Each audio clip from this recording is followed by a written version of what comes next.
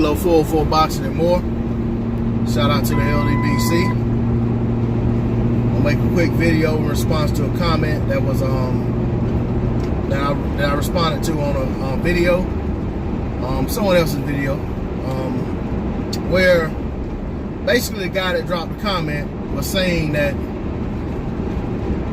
for everyone that's saying that Dillian Whyte chose to fight Chisora over fighting Luis Ortiz, he asked the question, where did Dillian Whyte have a choice? Chisora is fighting on the card in the U.S. Decided to fight on the Wilder card or fight on whichever card he's fighting on.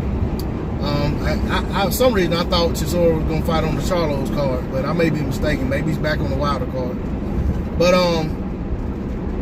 you know, so the guy was saying that, and the guy was saying that why, and I think he did say, he said that he's on the Wilder undercard, and that may be the case. Like I said, I can't remember. For some reason I thought Ortiz was fighting on the Charlo's undercard versus I forgot the guy's name now.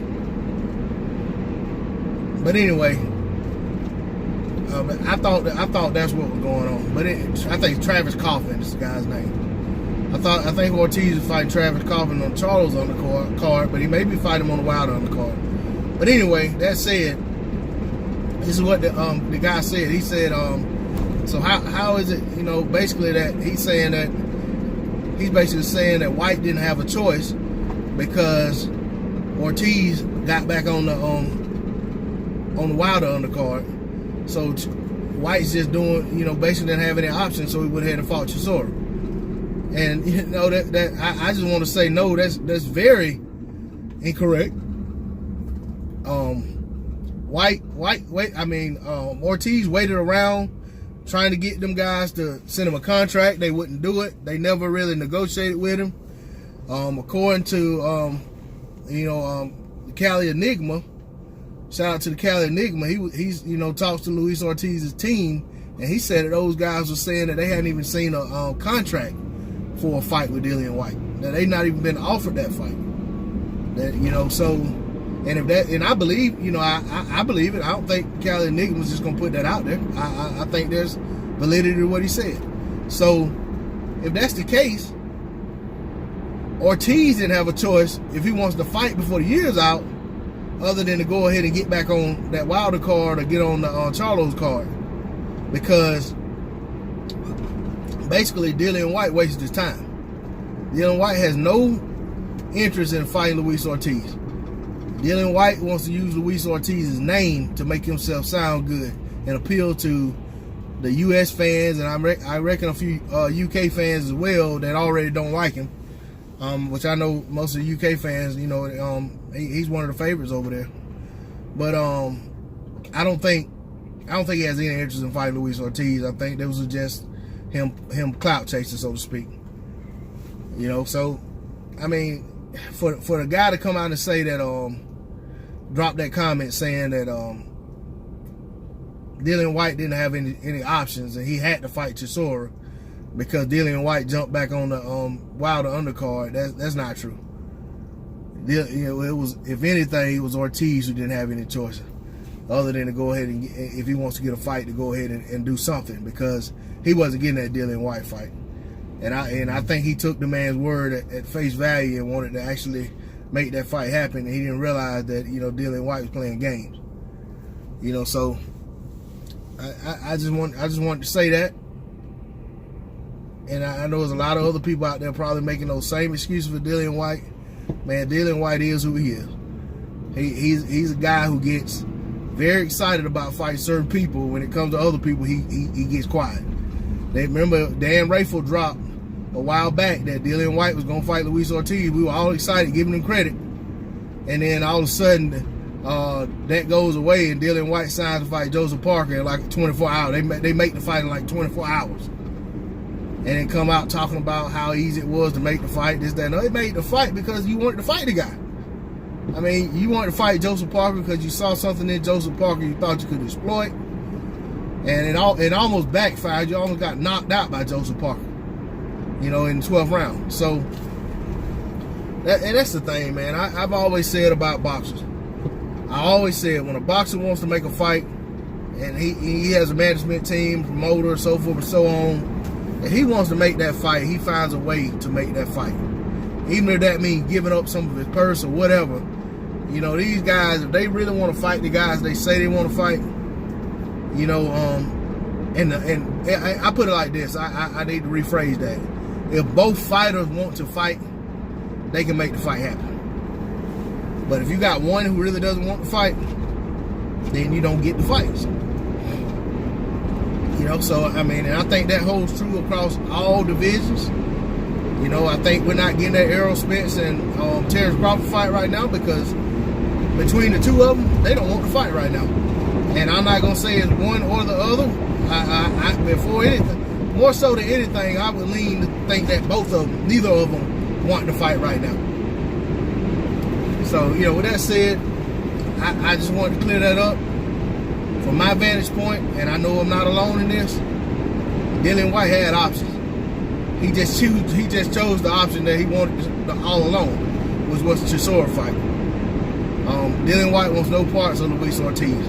Maybe when Luis Ortiz actually is 49, 50 years old, like you guys claim he is now, maybe when he's that old and no longer boxing, these guys will want to fight him, and they'll be calling him out of retirement saying they want to fight with him.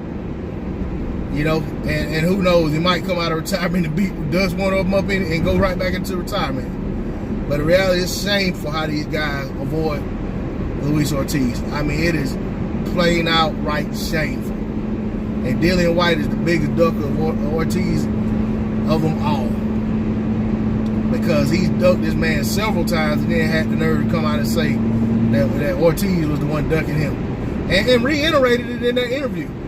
You know, basically saying that Ortiz didn't want to fight. And then Ortiz comes off of the Wilder fight, demanding crazy money, and he needs to build his way back up. That's what he said. He said Ortiz got lost to Wilder. He needs to build his way back up like he did after he lost to AJ. And I'm sitting there looking at my phone like, build himself back up. Like, first of all, Dillian Whyte, what did you have to build yourself back up to? When you got knocked out by AJ, both of y'all were prospects. You know, I'd go a step further and say maybe both of y'all were contenders. Or AJ was a contender and you were a prospect. It's probably more accurate because Dillian Whyte was just coming back off of that suspension for steroid use. So he hadn't even got that many fights back under his belt. And in total, he probably didn't have but about maybe 16 fights or so, if that. I mean, so it's like, he talking about build himself back up. I mean, you weren't anywhere to be built back up to. I mean, he's in a good position now because he fought some quality opponents. You know, a lot better opponents than what he had fought before he got beat by Joshua. But aside from that, I mean, I think Dillian Whyte is straight delusional as to where he stands in the heavyweight picture. I mean, you know, he has a good position with these mandatories. I'll give him that. But as far as I think he's like top of the hill, and he's not. I mean, man, there are like five or six heavyweights that I would pick to beat Dillian Whyte, and I don't think I'd be wrong. I think every last one of them would beat him. But you know, and I'll say this, you know, Dillian Whyte loves to talk about windmill Wilder. Dillian Whyte swings wilder than Wilder does. I mean, windmill Whyte. Broken windmill Whyte. I mean, that's pretty much the way he looks. But it's like, man, these guys need to stop clout chasing. And when they start speaking these guys' names, they ought to be forced to fight them. Especially if they're in a position with a sanctioning body, or they're a step away from being the mandatory, or they're the mandatory, or the #1 contender, or number 3, 4, 5, whatever.